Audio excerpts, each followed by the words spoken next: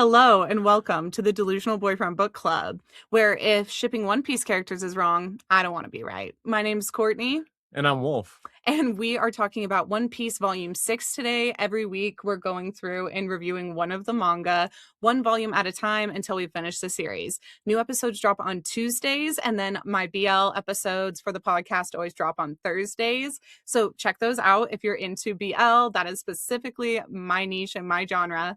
This series, One Piece, is Wolfgang's absolute favorite. So we've decided to go through it together so that I know exactly what the hype is around it. I'm watching the anime and we're at like episode 500, and I've paused that so that we can go back to the beginning and not mess up what's happening. But it's been pretty fun to meet more of the characters. And in this volume, we met Sanji, which is one of my favorites. So let's get right into it. So, Wolfgang, we start what was happening in the last episode? So the Krieg pirates had just attacked the ship, and so what's happening is kind of you have Jin who is starving. Oh, I'm sorry. Yeah, the beginning of it is Jin that's starving. That's what it is, and so Sanji is actually feeding Jin, and then it opens up with Luffy wanting Sanji to join the crew. Yeah, and so we're starting to get a little bit of Sanji's backstory because he's very triggered by starving people. So whenever he sees a starving man, he can't help but serve them food. And he says that's what a cook's job is. So he gives this guy Jin, who is a like he's got to be the right-hand man of Don Krieg, like his number two on the ship. What do you call that? A first mate? Yeah, His first mate. well, yeah, he's his first mate, but like Don Krieg's entire crew has just been wiped out for the most part. Yeah, so he is relaying this information. He gets fed and then he basically goes away. Now, we have another cook on the ship named Patty, and he's very annoyed that Sanji has fed this starving man because he's like, he's just going to go back to Don Krieg and get him, and then they're going to attack us. And Don Krieg is like the worst kind of pirate crew in the East Blue. And there is a part in this manga where they describe the world, and it's split into four sections, and the East Blue is the most peaceful of the seas. And so he might be the worst in this part of the world, but he's definitely not the worst out there.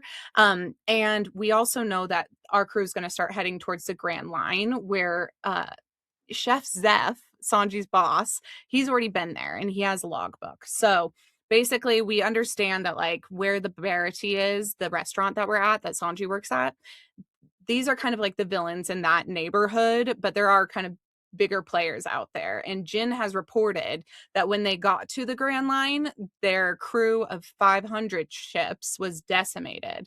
And so they weren't even really tough enough to get out there. But nevertheless, the cooks on this ship are afraid of Don Krieg, and Jin does go back to get him. So while he's doing that, we have uh, Luffy working on the ship as a chore boy, and he is so bad at this. Yeah, no, he keeps getting kicked out of the kitchen. And it's like one of those things where job after job, he just keeps messing up. And then eventually comes out to like the actual dining room. And then you have Sanji with the whole crew kind of hitting on Nami, which is a pretty interesting part. And also, just talking about the anime adaptation, this is like we're still very panel for panel with the anime. That every time that Luffy drops a pile of plates or is like picking his nose or sitting down on the job, that's exactly how it plays out in the anime. And I thought that that was pretty cool. And both the anime and the manga kind of teleports you back into this like 90s nostalgia feeling. So it's been really fun to kind of, I don't know, feel like we're back in that time when Oda is releasing these early manga. So I really liked, I don't know, I've rewatched the first 20 episodes of One Piece just to fall asleep to. And so I really like this episode specifically where we have Sanji and Chef Zeph and Luffy kind of like fucking around on the ship. It's all very fun. So Sanji goes out and meets Nami, immediately starts flirting with her, and she asks for her meal to be comped. And he's like, anything for you, darling. And Usopp and Zoro are just like, oh my God, you were fooled that easy by Nami's flirting. And Nami says kind of to herself, you two better watch out as well. And that's our first hint that Nami is planning something sneaky with the crew. So then Luffy comes out. He tries to like put a booger in Zoro's drink, and it's all very comedic and very silly and very fun until Don Krieg comes back. And we've already had Chef Zeph kind of getting annoyed with Sanji for flirting with Nami. And he's like, just go with them and be a pirate. And Sanji's like, no, I need to stay here and take over the restaurant one day because you're getting old. And Chef Zeph says, I'm going to be running this kitchen for another 100 years. So get the hell out of here. I don't need you. But Sanji's he's like, you're not even a good cook. And Sanji says, now you've stepped over the line, old man. Never insult me as a cook. And he kind of sasses his boss, and his boss immediately body slams him, and he calls him like a rotten eggplant or something. He keeps calling everybody an eggplant, which is very funny to me. I love that. And so we've got this kind of dynamic between those two, and we're also starting to realize that Chef Zeph is kind of a badass, and he definitely has a story as well. No, I didn't want to mess up your flow. I'm actually loving like what details you notice versus what I notice in the whole thing. No, so I just please keep going because like when it comes to like I don't know maybe like people who are really into shonen, a lot of it is like the weird details when it comes to like either fighting or stuff like this, and like I love this like this detailed summary you have because it's so much different information that I never caught maybe like when I was reading it, but like you caught different things, and so just keep going. I love this actually. So then we have Don Krieg coming back, and he is starving as well. And Jin is like, Sanji, can you please feed Don Krieg? You know, he's my captain and he's going to die. And so Sanji is like, you know, if he's starving, I'll feed him. And the whole crew gets so pissed off. All of these chefs are just like, if you feed him, he's going to attack us. He's known for being nefarious. He's basically, their crew is called like doesn't fight fair Kriegs or something like that. Yeah, they're a bunch of like scoundrels that do like things that are like they fly the white flag and then or to like kind of like lure in people or they like act like they're the navy to come help and then they like rob people, so they're not like the best like do-gooder pirates. No, they don't play by the rules. And like there's certain rules even for pirates that everybody else plays by. Like if Ju- you fly the white flag, you're not supposed to trick people with that. just honor for Yeah, the most honor. part. He has no honor. Yeah. So he comes and Sanji says, if he's hungry, I don't care if it's Don Krieg, I'm going to feed him. So he brings him some rice and immediately Don Krieg eats it, regains his strength, and then like body slams down Sanji. And we see that this is a mistake. And he's like, I'm going to take over the ship and you guys are all going to go feed my 100 men. I have 100 men left and they're all starving to death. So go feed them. And then we're going to take over this ship and I'll give you all the chance to leave right now. If you get off the ship, I won't kill you. If you stay, I will kill you. And Sanji is like, all right, so that's how it's going to be. I'll go feed your men and then I'll destroy all of you. And Patty is this other cook who hates Sanji. And he's like, Sanji, why would you make them healthy just so you can beat them all up again? And Sanji's like, because I'm a cook. I'm not here to judge what's right and wrong. That would get far too confusing. I'm just here to feed people. So he goes to make their food, and the rest of the crew like points their guns at them. They're like, Sanji, we'll kill you. We're not going to let you do this. And he's like, then go ahead and kill me. And we can see that Chef Zeph is not mad at him with the rest of the crew. And they're like, aren't you going to stop Sanji? And he says, none of you know what it's like to go for days and days on the sea with no food and no water, but Sanji does. And Chef Zeph has one of his legs is missing, and we just can tell that there's like backstory forming here. Just like a dark storm cloud. We're gonna hear whatever tragic thing Sanji has been through. You get it in the next book, but yeah, absolutely. And so we've got him kind of letting Sanji go to make food for everybody else. Meanwhile, this is when Nami makes her big escape. Yeah. Nami tricks all of the boys as she says, I never pledged my loyalty to Luffy. I only agreed to a temporary partnership. And she gets on the Going Merry, their ship, with all of their treasure, and she runs away with it and she steals it all from them. And there was two guys on it, these little mercenary guys, and they were just like totally fooled by Nami because she tells them to turn around while she's getting changed. And they're like, okay. And then they both go to sneak a peek at her, like little peeping Toms.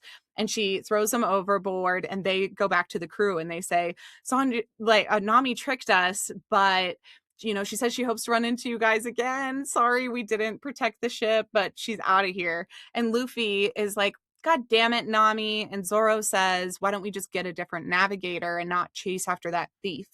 And Luffy says, I don't want a different navigator. It's Nami or nobody. And it's going to be Nami. We're going to Mm-hmm. go get her.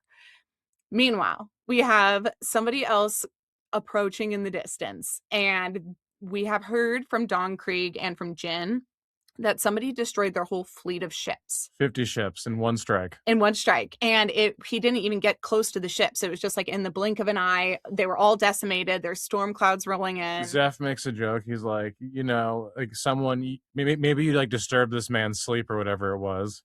And then they're like, how could one man even do this? And he had these crazy eyes like a hawk. And Chef Zeph goes, oh, Hawkeye Mihawk. That's the only guy it could be. And then Zoro is all nervous and excited because he knows that Hawkeye Mihawk is the greatest swordsman in the world. So this means he has a chance to prove himself or at least gauge his talent against Mihawk. But he also knows that he will never step down from a fight. So you see him like literally sweating as he bravely steps up and goes, if it's Mihawk, I'm ready to meet him and I'm ready to fight, even though he knows if he doesn't win, he's going to die. And he's very courageous. And Sanji asks him, why would you want to do that? And he says, because it's my dream. And Luffy says, and it's my dream to be a king of the pirates. And Zoro says, it's my dream to be the best swordsman. And Sanji thinks, you're both fools. Why would you risk your life for this? But he's also, you can see he's kind of jealous that they know who they are and what they're doing. And he doesn't really have a mission in life. Taking over the Barity is not, that's not truly his dream, like at least not right now. In order to be the best chef on all of the seas, where does he have to go? I mean, he has to travel to The Grand Line. well, no, it's a certain place. It's called like he wants to essentially go to all the different oceans and stuff like that. But there's one place. It's called like Is it? No, it's the Grand Line. It's something the blue though. No, it's the East Blue. No, no, the Great Blue. I can't remember what it was off the top of my head. We don't find it out yet. We only know this because we've watched the anime. But there's like a certain place where he wants to go to like become the best chef. So obviously there's got to be great restaurants there and other good chefs. Yeah, I mean, like for the most part, Sanji's goal throughout the entire thing is to like be the best chef and like travel all the oceans, cook all the food, visit the islands, and just be the best that he can be. But then also, like Courtney was saying, we learn it next one, but like his like goal from when he was a child was to go to like a very certain ocean, which has a whole different backstory later on in the show. Yeah, so then we have Chef Zeph. We get a little bit of introduction to him because while Don Krieg is here, kind of threatening the whole ship, he says, aren't you Red Shoes? Red Shoes Zeph. And he's like, yes, I am. And he says, you traveled the Grand Line. My crew wasn't able to make it in the Grand Line, but you have a logbook. And that logbook has all of the information we would need to go back to the Grand Line and like kick ass there. Give me your logbook. And Red Shoes Zep is like, I'm not giving you my logbook. Like, hell no, that's basically like my whole life's work. And we learned that his name is Red Shoes Zep because he would stomp people to death. Like, he would never throw a punch. And he says, well, old man, you're nothing now. You've lost a leg. And if you don't have your legs as like a guy whose primary fighting style is kicking, then you're useless. And he says, I'm not useless. As long as I have both hands, I can cook. And I really love, as my family owns some like small restaurants in Montana, and I really love how much honor they give to these cooks in this kitchen. And you've worked in my mom's kitchen before. It's a really hard job. And I think in Japan, no matter what job you have, if it's done to the best of your ability, there's honor in that. And I really like that that's shown in this restaurant and through Sanji, that restaurant work and hospitality and serving others is like really important. It's a really important job, and it can have a lot of respect and a lot of honorability if you do it with your whole heart. So I love that about Chef Zeph, and I love that about Sanji. And we also see, as they're fighting Don Krieg's armor is like it's gold. I mean, it's like a Spartan armor. And it's also description wise. And it's also equipped with like guns, like firearms. Yeah, it's all firearms. It's just like this weird, like again, like he's like a deception pirate. So like you think that like it's one thing, and then all of a sudden it's another thing. So he has like a piece of armor that opens up into little like cannons. Yeah, they're like little cannons and like his armor and stuff, and they just shoot. He's kind of just like a weird dude. Yeah, and he's got very cool like yeah, weapons on him. So basically Patty tries to shoot him away with like they call it the Great Meatball, which is like a big cannon gun. And as soon as it hits Don Krieg, it reveals all of this armor and we see he's not going to be that easy to beat. Bless you. So then as we go through, we have Don Krieg basically saying, "Get all your men off the ship. I'm coming back for the log. I'm going to steal this ship and I am going to go get all of my men. Now that they've eaten, they're going to be awakened." So they start howling. All of Krieg's men start Mm-hmm. howling. And the cooks are just like, "Okay, we can either escape now or we can fight them." But that's their war cry. This fight is on. And all of the cooks are like, "We're not going to run away. We love the Barity and we're going to stay here and fight." So then we have Hawkeye Mihawk coming at them and they all start freaking out. They're like, "Not this guy again. We've just regained our strength. We just started this new fight with the Barity and we're going to have to deal with Hawkeye." But Zoro steps in and he distracts Hawkeye Mihawk I from just want to everybody point else. out one thing: when Hawkeye Mihawk arrives, because I don't think you said it, he cuts all in half Don Krieg's ship. The last ship that he has. Yeah, so like this massive ship that's already damaged because he got back from the Grand Line. He like kind of rolls it up to the Bariati, and then he like parks it there. And then as soon as he parks it there, Mihawk comes and just slices through half of the ship. Anyway, keep going. So I'm loving this analysis you have. I made Wolf take the lead on the last episode. He's like, "You take the lead on this one." But I know that some of my stuff isn't always chronological. So bear with me. But here we have Mihawk. No, I think that it's really cool to like see like what details that you really like and stuff like that. And like now you're getting really into One Piece, and it's just fun. It's just fun to listen to you. And I love this part. I love Mihawk. So Mihawk comes and he slices through the ship. He just hates Don Krieg. I don't know what Don Krieg did to him, but he fucking hates this guy. And it's basically easy for Mihawk to just take out a whole fleet. So It's kind of like cat and mouse. yeah, or like stepping on an ant on accident. Like Mm-hmm. no matter what Don Krieg does, Mihawk's just there to like spoil it for him. And he doesn't even really notice or give a shit about Don Krieg. So he gets there, he cuts their ship in half, and Zoro pops up and he says, "You're Hawkeye Mihawk, I'm gonna fight you." And Mihawk is like, "Oh, you have 3 swords. I think I've heard of a bounty hunter like you, maybe somewhere along the line.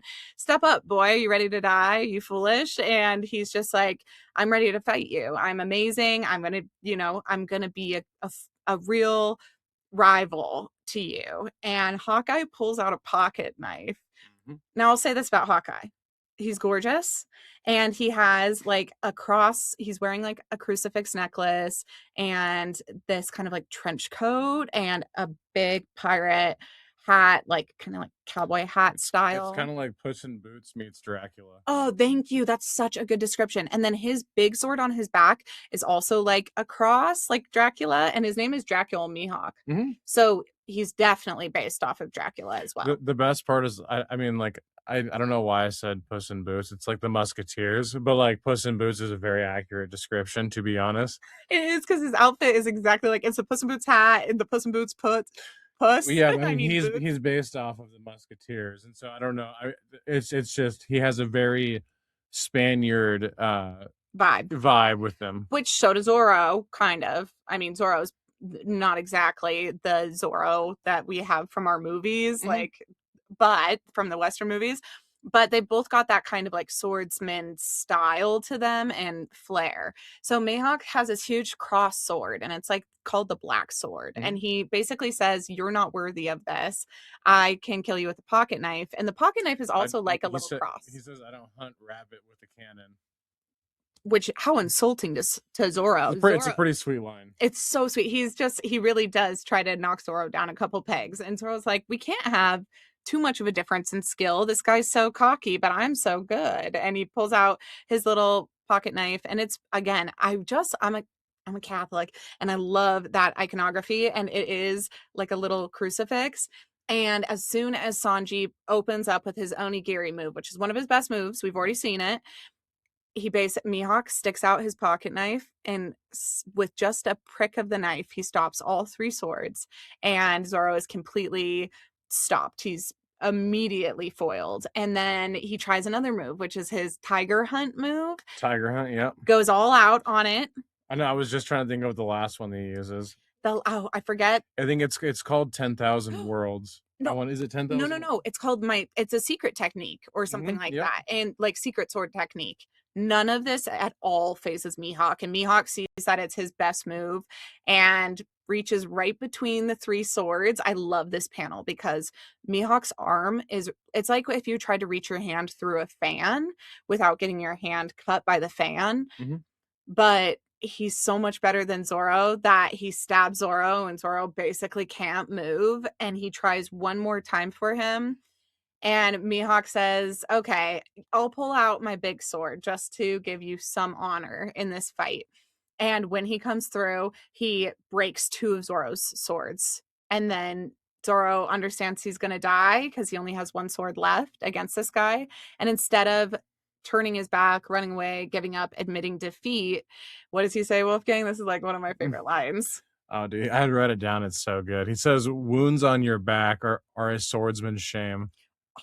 Which is so hot and honorable that he's just like, actually, I won't let you stab me in the back. I'll turn and face my death. And he had told Sanji earlier, I'm not afraid of death. I gave myself up as a dead man the day I said I wanted to be the best swordsman because I knew that I would be put in life or death situations and that was 100% a possibility if I was going to go for my dream.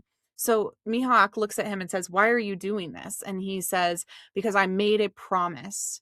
And we get a little flashback to Zoro and his best friend back in the day, promising each other that one of them would be the best swordsman. And he says, I will be such a good swordsman that even the heavens will know my name. So he knows in this last moment, if he's going to die, he has to go out with honor so he can tell her that he tried his best when he gets to heaven and sees her. And every time I think about Zoro's backstory, I want to cry. And we haven't even gotten his full backstory yet.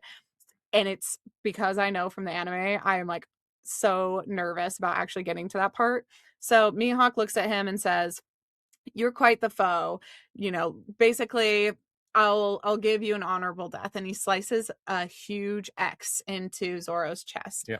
Which becomes iconic for his character design. Whenever you see a cosplay or anything, they always have the X scar on their chest, which I really like. It's like X marks the spot, and also Luffy has one. Yep, he does. Does Nami ever get an X on her chest? Does a whole crew No. Does No. Usopp? Which is Usopp? No. Awesome. I like how you go like this. I think Usopp does get a cross scar. No, he does not. He doesn't? Okay. But it is fun because it's like X marks the spot, and I don't know, the heart, Luffy's heart, Zoro's heart, they're quite treasures. So I think it's cool that they end up with these X marks the spot pirate map scars on their chest. Zoro was the first, though. Yep, right here. So because I don't think I've seen Luffy get his X scar yet, even in the anime. Like 500 episodes in, he doesn't have that yet. Maybe he does. No, he's.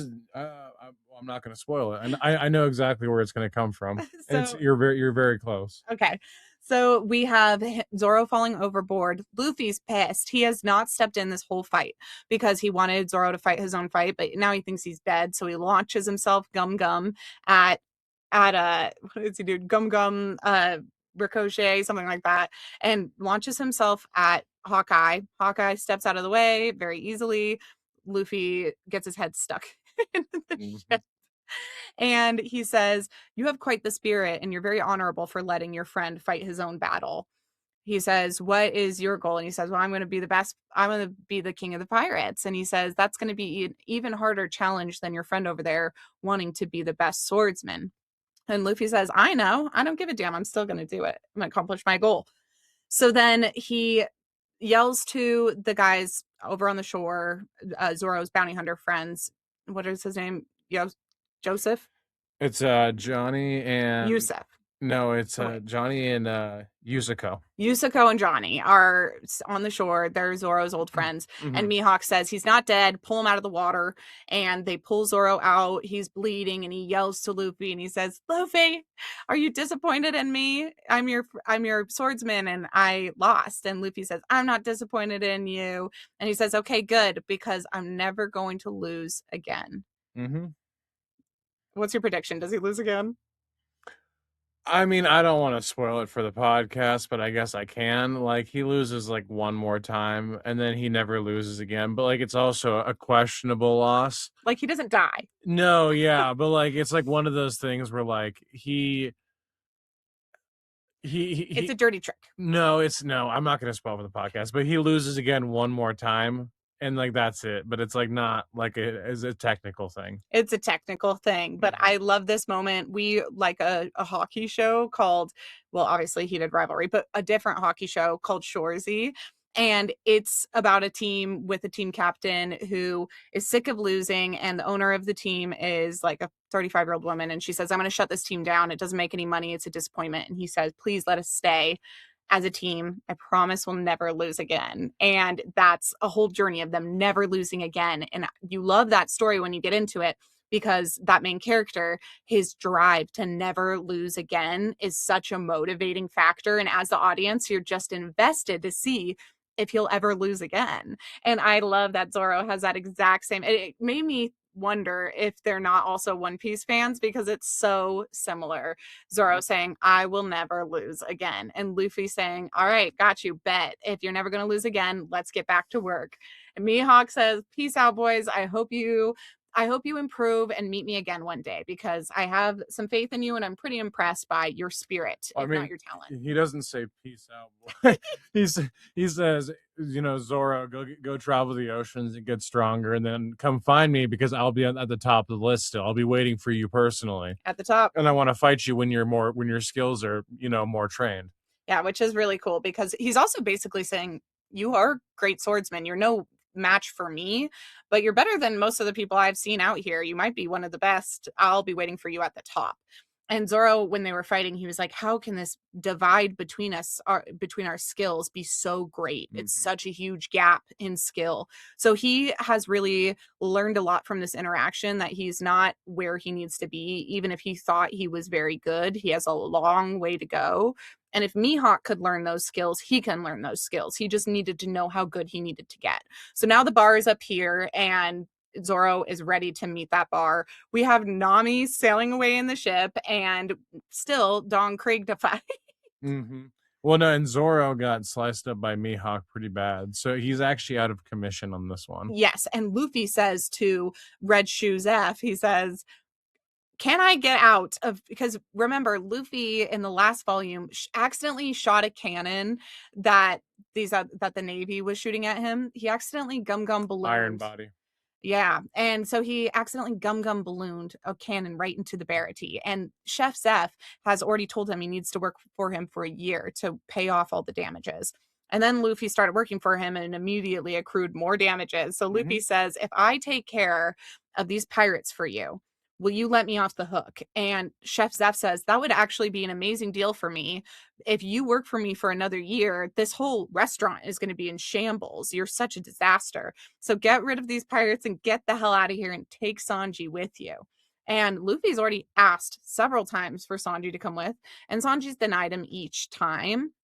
But we can see where this is going. The ship needs a chef, and Luffy is about to kick everybody's ass on Don Krieg's crew so that he can pay off his debt to Chef Zeph and take Sanji with him. So I think that's right about where this volume ends. Is that correct? Oh, no, we get the submarine. I was gonna say. So what happens is Don Krieg and his men start to attack. Luffy starts to knock them out pretty much. He's kind of fighting, and from behind, the ship kind of transforms because this is Chef Zeph's. That's a hard combination of word. Chef Zeph, his ship transforms because it's his old pirate ship, and it kind of like gets like ramps up and stuff, and then it ramps up pretty much so it's a little bit higher, and then opens up, and there's kind of like this like submarine like ship, like little warship thing. It's a smaller fish. It's funny. It's like a transformer. So Yeah. the whole restaurant transforms, and then this little guppy shoots off Mm-hmm. as its own cannon, its own detachable cannon. It has And like Patty Yeah, it is has like driving it. three little cannons on So they're driving over there, and then what does Tom Krieg literally pick it up out of the water? it. Yeah, no, it's kind of hard in the in the manga to see it, but he literally just grabs it because what happens is they're trying to blast all the pirates and they're getting some of them, but then they try to ram straight into Don Krieg, and he just grabs it and throws it for them. And then what happens is Sanji ends up jumping in the air and kicking it, so it kind of gets deflected, and that's exactly where the whole story ends. And that is also a note on Sanji. So if Chef Zeph was talented at kicking people to death, so much so that his shoes would get dyed red with their blood, hence the name Red Shoe Zeph, I feel like he has trained Sanji. And I have some spoilers, and I asked you this. I was like, is Sanji really good at kicking because of Chef Zeph or because of something else in his life? And you said it's kind of a combination of both. But this is our first moment where we see what we will later understand is Iron Leg Sanji. So he kicked down this whole submarine, and you're like, that seems a little bit superhuman. It's not like he's eating a devil fruit. I can't remember if it's Black Leg Zanji. I like based off of this, I couldn't remember because I'll have to look it up next time. But I couldn't remember if it's Iron Leg Sanji or Black Leg Sanji, just based off of, because if it's Black Leg Sanji and it's in reference to Red Shoe Zeph, that's kind of cool. But I don't remember if it's which one it is. I think or if it's the same in the manga and the anime. Yeah, I don't remember which one. I will have to look. There's a lot of copyright issues and stuff, so it's kind of like not confusing me on everyone's names, but it's just kind of funny to kind of have to bounce between the two. Yeah, like Zolo is his real name is Zoro, but they couldn't get that copyright cleared right away, so they had to call him Zolo. And it is really funny. We get these author's notes at the end of each manga volume or each chapter of the manga because they're released when they were being released and when they are now being released in Shonen Jump. That it's one chapter, and in each chapter is like 6 or 7, or in each volume is like 6 or 7 chapters. So at the end of each one, we get a funny note from Oda, the author, and he gives us some details. And somebody asked, is his first name Roanoa, last name Zoro, or is his first name Zoro? And he's like, Luffy's first name is Luffy. It's Monkey D. Luffy. That's the Japanese way of saying it. It doesn't mean his first name is Monkey. His last name is Monkey. And Zoro, his last name is Roanoa. That's not his first name. So it's funny little notes like that. And then also the other thing I like about the manga chapters, especially at this point in the series, each chapter has like a title page, and the title page is Buggy, and Buggy's our villain. He is off in another area of the sea. He has lost his torso, so he's just has his little arms and his little legs, and we don't get any of his story except for this one panel on the title page each time. And he's basically just kind of getting his ass kicked in each thing and like running away from animals, and it's very comedic, but it is telling us that Buggy is going to come back here soon. Yeah, absolutely. I mean, Buggy, it's funny because I don't think you really see Buggy for quite a while. You might see him. Oh, you know what? You can just cut this whole thing out. It's fine. We don't need to cut it out. But you do see him in these title pages, which is a fun little preview. Yeah, no, absolutely. But I think you actually, now that I'm thinking about it, it might be coming up rather sooner than later. I just don't want to spoil anything. And I know what you're talking about. Okay, yeah. Okay, so we have these little previews of Buggy, which I think is pretty fun because, of course, he's like a fan favorite, but I think he's also a favorite of Oda's. And we got a couple other fun author's notes in this volume, and some that I'm really mad about. And one of those is somebody asked Oda, what are Nami's measurements? And now that we've met Sanji, he has Sanji answer the question, and he goes, Sanji would know. And Sanji comes in and he goes, oh, yes, I would know. Nami's measurements. Do you know what that is referring to? Her bra measurements. It's not just her bra. It's the bra and then her waist, how skinny she is, and then her ass. Oh. And he goes, 34. It's so funny that you read all. I just want to get to the story and you read all of those. That's my favorite part is the author's note. It's like gossip on the last page. And it's so that's awesome. I've never read a single one because you didn't read them. No, I don't. They're important. And so, they're people who are just writing in and he's answering questions to them, which is always funny. But like I think that it's awesome that you read those because I get like a lot of the good information off of it. Well, it's really funny because there's like somebody wrote in the question, who is the panda in the background of this page? And Oda says his name's Mr. Panda. I will introduce him in another episode. So you're missing Easter eggs by not reading that, where other people are asking questions that are important. Oh, That's cool. And they're also asking questions like, am I a freak for thinking Buggy is cute? And Oda says, yes, you are, but I also think Buggy is cute. But I'm not a freak. I'm the exception. And so Oda's personality is also really coming through in this. Mm. But it is funny. Sanji in this like author's note responds about Nami's measurements, and he says she's a 34, 22, 34. So her ass and her tits are basically the same size. And it's just like such a pervy thing to say. And then Oda says, wow, Sanji, you perv. And then Nami comes in to the question and answers in this author's note, and Nami hits Sanji, and Oda goes, well, was he right?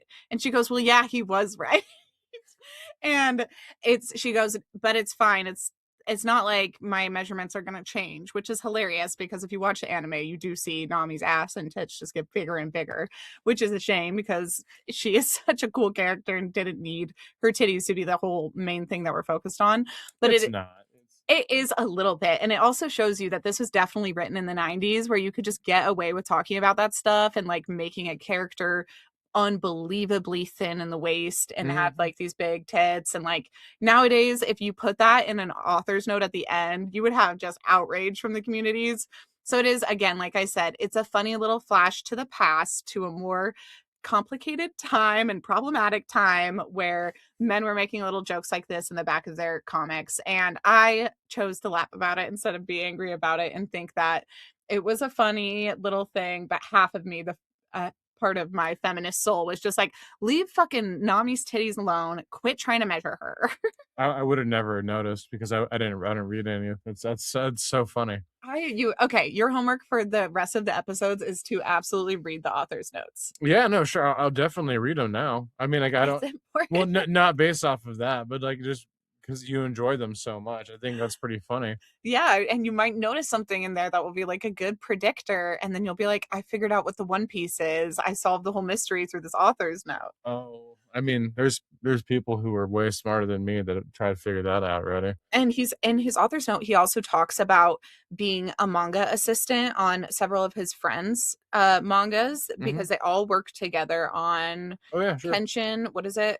Oroki Kenshin?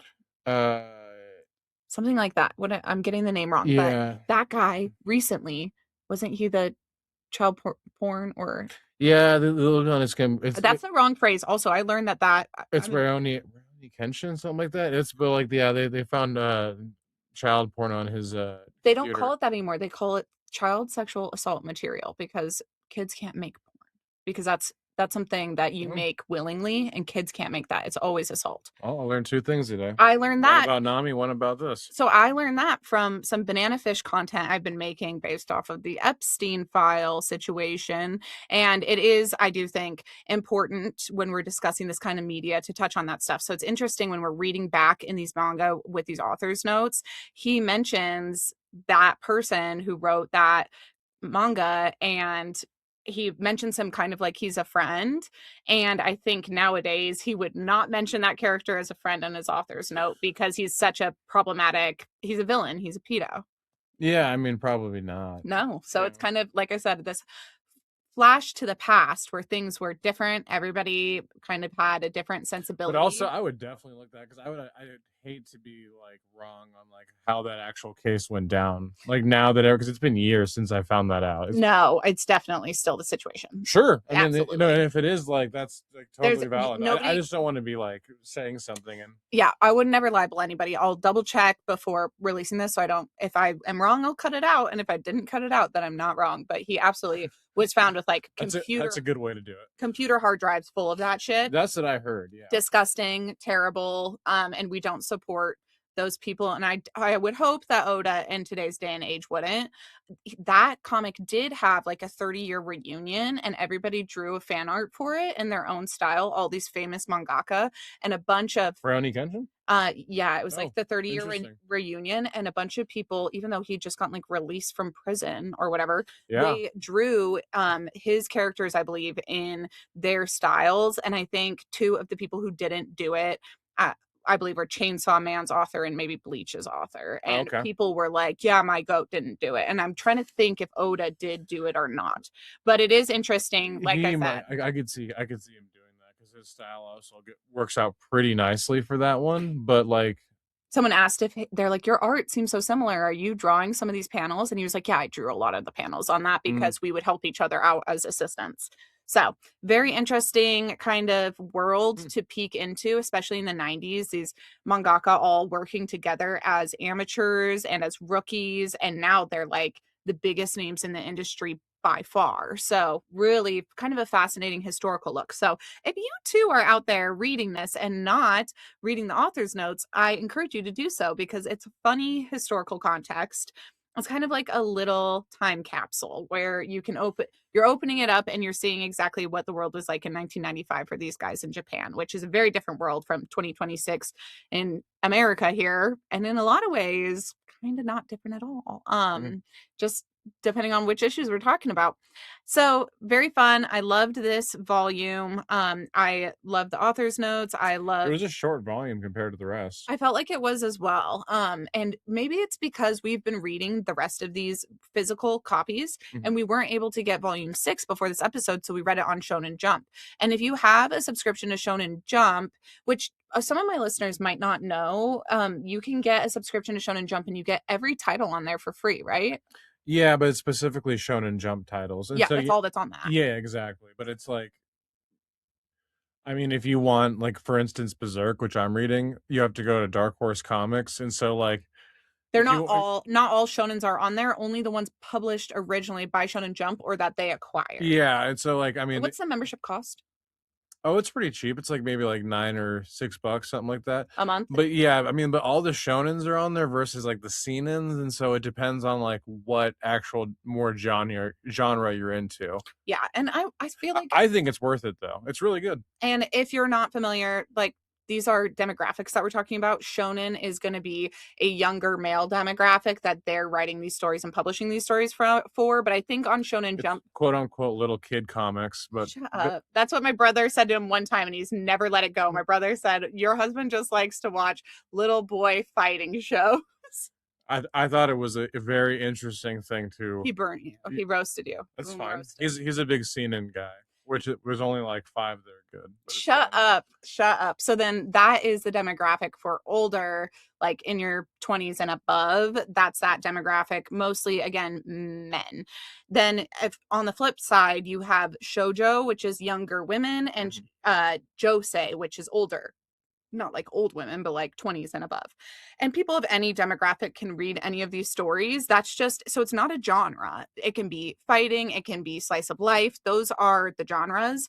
But these are demographics that we're talking about. So if you want a Shonen Jump membership, you can pay X amount of dollars a month.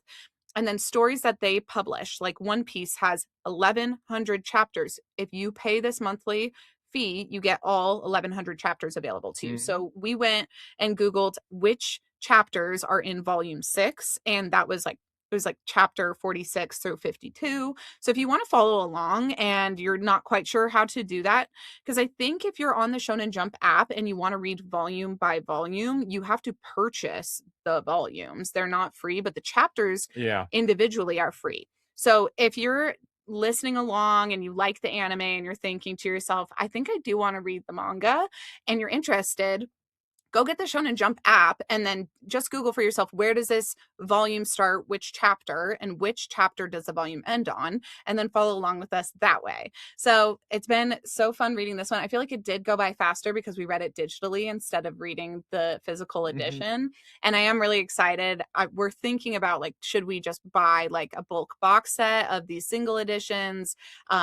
Wolfgang was collecting the single editions. We already decided we're not going to do the omnibuses, but now that we basically don't have any of the single editions until like volume 100, and then Wolfgang has another 20 copies on the bookshelf, but we've got to source the rest of them. So I was going to think about like, yeah, should I look on eBay? Where can we maybe find a small bookseller or something that we could support to get these next 45 volumes that we're going to read this year? Well, I mean, we also have a Barnes and Nobles. no. I mean, we have a Barnes and Nobles. Yeah, we have from our wedding. We have a card that has $100, so we could for a bookstore specifically For our town. So if you Yeah. guys are out there and you can support small bookstores and small businesses, try Definitely to do do. that. Yeah, definitely do. Absolutely. And if you are somebody I grew up in a really rural town.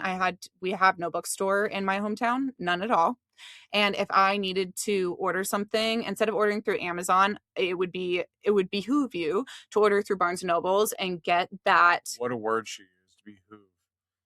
benefit. It means No, benefit. I know what it means. It's just like no one ever uses that in Yes, daily they do. conversations. It would behoove you to get the Barnes and Noble membership. Some people don't like supporting that big store. I do like supporting Barnes and Noble because they have a lot of queer books, and I know that if I buy my queer books from there, they will end up being displayed on the shelves more. And the more Mm. I've bought my BL manga, the more I've seen on the shelves. And if we go and we ask them to buy the rest of One Piece for us, they will get those editions up on the shelf. I was surprised they didn't have volume 6, but they have mostly the most recent volumes, like volume 120 and on. Yeah, I don't. It's kind of hard to find the in betweens Yeah, from like, like besides getting to like number 5 and like beyond. Those are the hard ones to find until you get to like the latest last arc, which is like Wano, so like 90 something like that. and So I have a feeling that you can purchase these volumes on Shonen Jump physically, and they probably have a bundle. So I'm going to look for that.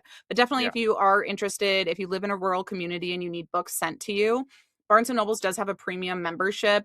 And if you get that, you always get 20% off of your purchase every single time you buy books. They'll ship directly to your house. You can get pre orders through them.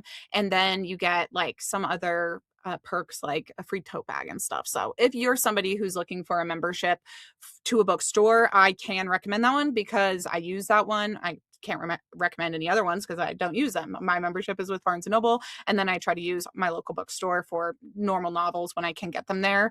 Thing is, we live in Montana, and bookstores don't usually have manga, so it's a real Mhm. happy day. We will go to any bookstore, and especially like Book Exchange or different secondhand stores if we find manga. It's like winning the lottery. So check at your local bookstore. If not, definitely use maybe the Shonen Jump app or order through Barnes and Nobles. But I hope you guys do follow along. And if you're not following along for the rest of book club, and you just found our One Piece episodes, I have 4 other episodes that we do a month: one BL anime, one BL live action, one normal romance novel. And when I say normal, I mean that it can be gay, it can be reverse harem, it can be straight, whatever.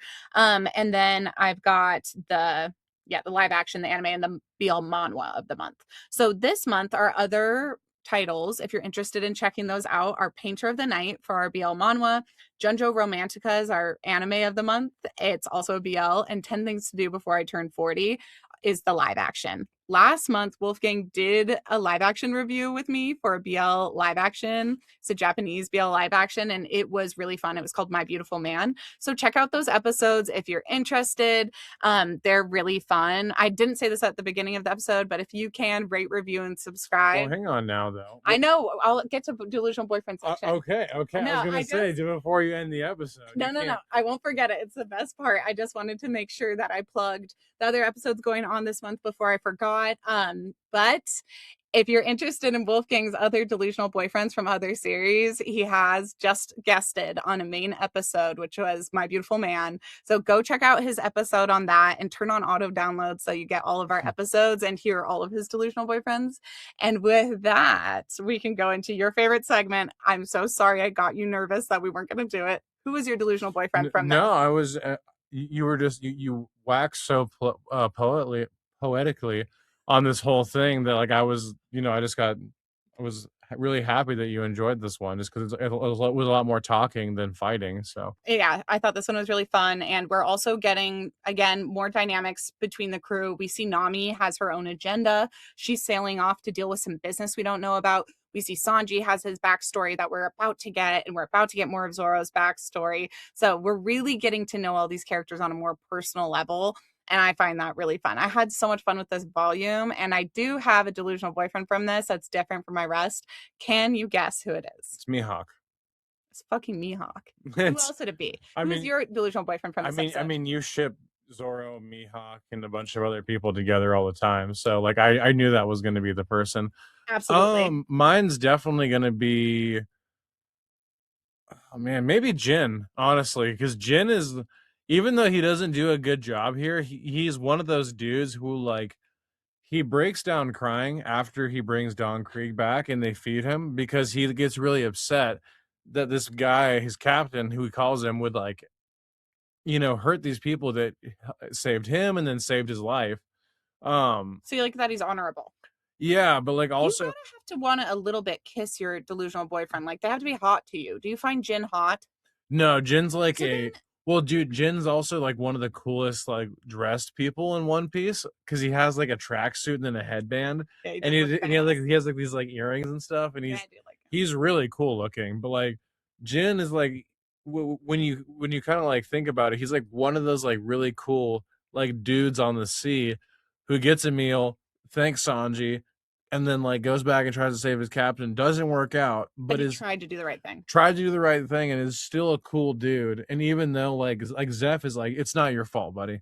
Like you did the right thing, all these different things, and he kind of like gets a second chance and a third chance here for the most part. I thought your delusional boyfriend was gonna be Zeph. No, I mean I do. I would just wait. Zeph comes. Zeph has a really nice one. It almost was Don Krieg, but also like Don Krieg is like one of the. It's like that's a funny choice because Don Krieg is one of those dudes who there's a really funny panel like in the current one of like maybe him and like him coming back. And that would be super cool if he did. You did tell me that you're waiting at this point, like after we deal with Don Krieg, we don't see him for a very long time, You but never the fandom wants to see him again. you kind of know it's a meme answer on all like the question things on It's a YouTube. joke. Excuse me. But it's like Don Krieg is like he's the most memeable character because he gets destroyed. He's not very good. He's gonna get spanked. Yeah, he goes to the Grand Line like with 50 ships and then thank you but no thank you. And then Mihawk slices down all of his ships and so he's one of those like guys that's like super bad, but I'm hoping he comes back because it's also cool. I think that like I don't know if Oda really like I've said this before, but I don't think Oda has really like thought about he was going to go 1,000 chapters and stuff like that. And it's cool when he recycles some of these characters, and that's why I want like Johnny and Yasuku to come back because we haven't seen them. What would be really cool, what I thought about like when we were reading 2 chapters ago or 2 books ago, sorry, was if the Carrot or the Usopp pirates came back. Like I would cry. That would be amazing if they came back. Absolutely. Like everybody who like has been up to date on One Piece would be bawling their eyes out because it'd be so meaningful. Because like when they disbanded, it's like super sad. But yeah, no, I just really I like Don Krieg and I like all these characters because like they're a simple time and it's kind of like the start of like this like these heroes' quests and stuff and it's fun. And they're also like in the moment, they're like the toughest rivals that they've ever had to fight because they're the first people they've ever had to fight. And then that escalates with every bad guy we meet. They get tougher and more challenging. So in the moment, we're like, are they going to survive Don Krieg? And then, of course, 1,100 chapters later, we're probably like, of course they beat Don Krieg. Like they have so much bigger battles to fight. But I think it's hilarious you pick Jin for your delusional boyfriend. And how does he stack up to the other delusional boyfriends you've had in this story? He's very low. Very low. He's very low, but I think he's an honor pick. Mihawk, Because I like him just as a person. Honor picks is like having a pity fuck. Like you would just it's like a long story, babe. And you there's had Nami in this chapter. Like you have so many people. You have Sanji. You had so many people. Nami's arc is coming up, and it's going to be probably Nami for like 4 chapters in a row or 4 books in a row. Okay, but like the thing is like there's so many different characters, and I like to have like it'd be nice to like when the whole thing is done, we can make a chart of all of them, and then like it's like how many characters we've met. Mine will obviously be massive, but you're so like the inclusive. I just love this that you're like, I want to spread the love and I want to give everyone their day in the sunlight. Everybody deserves a win. So I love you. You're just like the nicest man in the world. So Mihawk, as far as Mihawk like compares to my other delusional boyfriends, Mihawk right now is number one. Mihawk has jumped over Shanks. He's jumped over Zoro. He's jumped over Usopp. Because he beat Zoro's butt. Not only that, he was very honorable about it and very like classy and demure and respectful. He was like, hey, I can see that you have something to fight for. I'm going to leave you alive. I'm going to give you kudos for being a good fighter. I'm not just going to like shit on your grave. I'm going to actually give you credit where credit is due and say you're pretty good. And I'm also going to give you some encouragement. And even if it means you're going to come back and kill me one day, I'm gonna look forward to that fight because I'm a real fucking man, and a real fight is what I live for. So I love Mihawk. He also has a six pack. You can like he wears this V-neck paisley kind of shirt. It's pretty flamboyant, and you can just see everything. You can get a hint at what's underneath there. You can tell he's got that body yaddy yaddy. He has a hot ass face, hot facial hair. He is sexy. His face card does not decline. Body T, I love Mihawk. I'm actually thinking that Mihawk is going to be one of the top delusional boyfriends, which I kind of thought. He's probably one of the more handsome dudes in One So Piece. handsome. I mean, like to Oh, be honest, he's a very good looking guy, and I'm trying to think. There's also other people like no, don't spoil it. no, no, I When we won't. get to them, we'll get to them. No, I won't. But like, he's like one of those dudes where I think if you were to rank like a table of like really handsome people, he's definitely on the table. He's He's definitely on the there. table. So with that, who do you ship anybody right now? Is there anybody who you're like, oh, they have some chemistry, what have you? Yeah, no, I mean, I've always thought, even to the end of this whole thing, that probably Sanji and Nami are going to get together. And you see that beginning here. I think that would be like one of the best things. But like, As soon as Sanji flirts with Nami in this scene, he walks away from her table and another woman walks into the Barity and he flirts with her too. And that lady goes, "Where's my cup of fruit?" yeah, no, He's a but player. the thing is the actual panel is like the first time you see like these like, and this is like maybe it's nothing, but like to me, the first time you see the panel, the words that come up are like different than like the other ones. It's like they're just like he kind of like uses like textures and stuff and like kind of bubbles them out and stuff, and it's one of those things where like I don't know. I Do you think it's think Nami got because hers had hearts and bubbles and it's more lovey dovey, the font he's using and everything? You're saying that love at first sight. it distinguishes the difference between Sanji's flirting with other women and Sanji falling in A love with hundred Nami. percent, 100%. And To me, I mean, but I'm also a romantic, so. you want to But like believe that he loves her more than at everybody. first sight, he was like, "Dude, whoa," because that's how I saw you. I was like, "Oh wow," so it's the same thing. And I love she just like is tricking him immediately. And then Chef Zeph goes, "Sanji, get the fuck out of here. I don't need you wasting time flaring your nostrils at all these ladies." And then you see him next to Nami and he's making this goofy face He's pouring her wine. and his nostrils are all flared and he's like, and he looks so silly and in love. And that is a reoccurring theme is that Sanji is going to get drawn this super goofy way in wanted posters in the future and all this stuff. And it's really hilarious because Sanji is a very sexy character and he's not my delusional boyfriend in this chapter, but I have a feeling in some very soon upcoming chapters he will be my delusional boyfriend.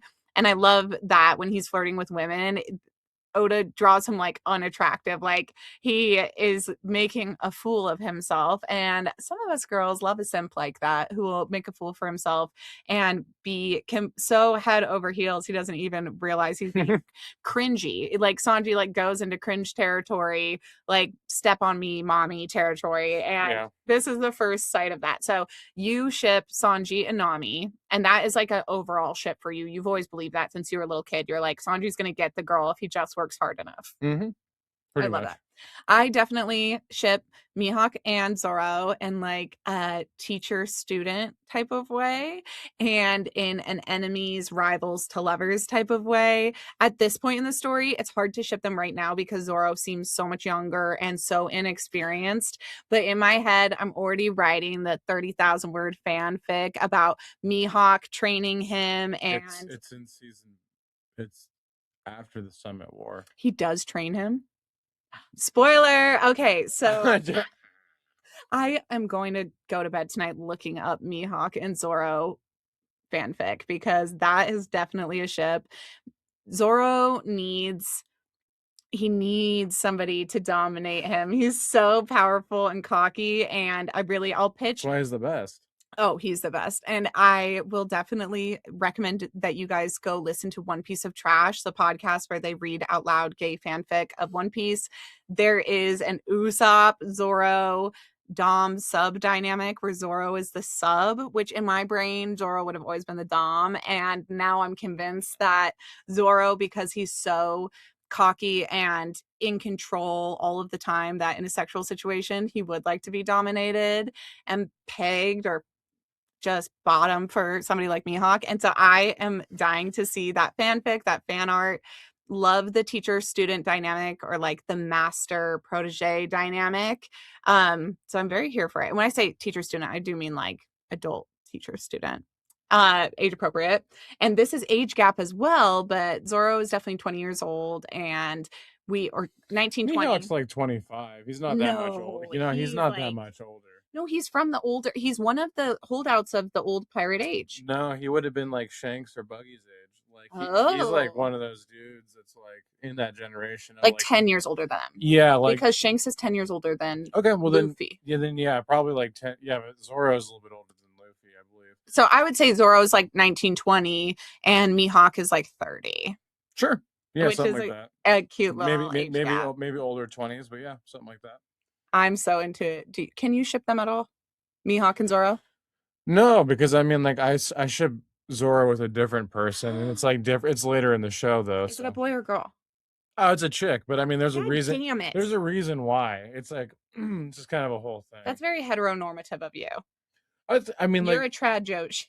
but also like I know that how this story has gone on for the last 25 years of my life, so it's like one of those things where I've already had that character in my mind with another character for a while. So our ships so far are Shanks and Buggy, Mihawk and Zoro, and Nami and Sanji. We haven't shipped anybody with Luffy, and that's where we're sitting, right? Yeah, but Those are yeah, our ships. yeah. I mean, I have them all in my mind, but that's for a later thing. Yeah. Yep. If we haven't met the characters yet, you can't spoil it No, for I me. won't. No. When we get to that volume, you'll ship them and everyone will know then. I am having so much fun. I love getting to know more characters, because the whole reason I wanted to start this bonus segment with One Piece is to ship characters. My whole podcast is a BL podcast, and it is really fun to dive into the BL fandom side of One Piece, get to meet some queer characters later on. There's a lot of good queer representation, and Mhm. in the fandom and the fanfic spaces,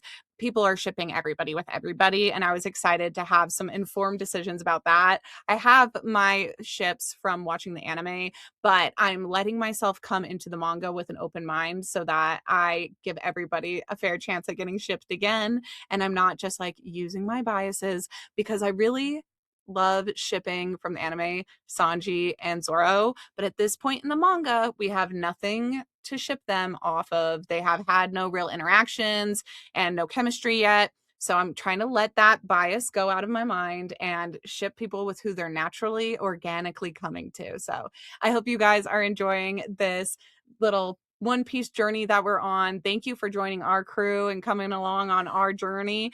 We're having so much fun. I really love doing this with you, Wolfgang. Thank you so much for doing this.